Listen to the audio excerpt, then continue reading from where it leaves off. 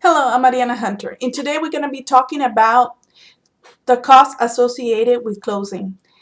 This is one question that has come out throughout this week, and I would like to touch on it today. Well, basically, we know that if you're buying your property with a loan, you have a down payment. Usually, if it's a loan that is a FHA loan, it's about 3% down. If it is second home, it will vary between 10 to 15% down, and if you're an investor, it will be 24% down. But in addition to this, there are costs associated with purchasing or attempting to purchase a property that are not refundable. And these are, well, let's start at the beginning. If you are contemplating buying a property, you will have to check your credit and run your credit. Many times in the past, this was no charge to you, but now the lenders are passing this cost on to you, and it will vary between $15 to $50. It depends on the lender. Once you run your credit, and if you determine that you need to work on your credit and you need a credit repair, it will be between $150 to $300, and the process will take, I would say, 6 months to a year. If this is not the case, then do not worry about it. The next step will be finding a property. Let's say you find a property and submit an offer and get it approved. You have the first thing you cost that will come out of your pocket will be option period if you choose to buy one.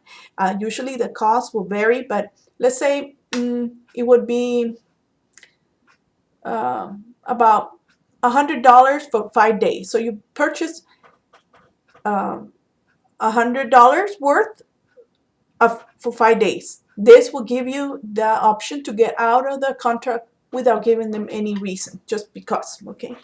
During these 5 days, you will conduct your initial inspection with a general specialist, and if he or she decides that they find something suspicious, let's say your plumbing, then they'll request an additional inspector, probably a plumber, to come and take a look, and they will charge you between $150 to $300 to come and take a closer look at the problem.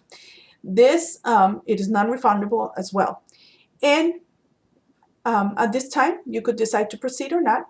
Also, another cost associated with the purchasing of property is the appraisal. Appraisals are not refundable. They come out of your pocket. You write a check to the lender, and usually they vary between $450 to $500. And this is to determine if the property is worth what the seller is trying to sell it for. But this is halfway, pretty much halfway through the process, because if you decide after the initial inspection that you don't want to proceed, you don't have to, but no one will give you the money back. So usually lenders wait a little further in, once you decided to keep the property, to go ahead and proceed and send out for an appraisal. Let's say that it doesn't close because something happened, you lost your job, or the seller decides not to sell.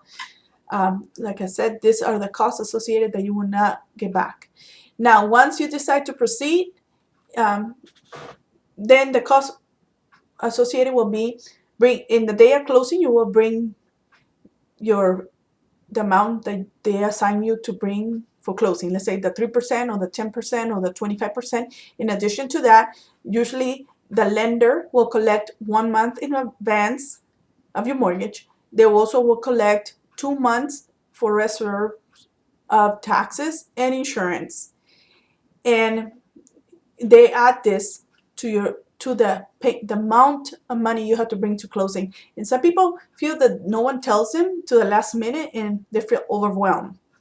Usually, the lender makes arrangements with the insurance company, so they pay the year in advance for you, and that is added to your loan, or is you're paying for it when they give you the whole amount for closing.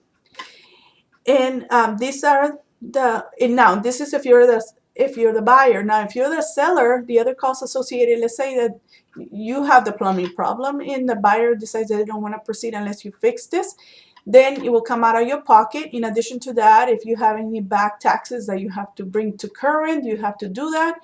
And usually, or any debt that is associated to your property. you have to cure that before you close.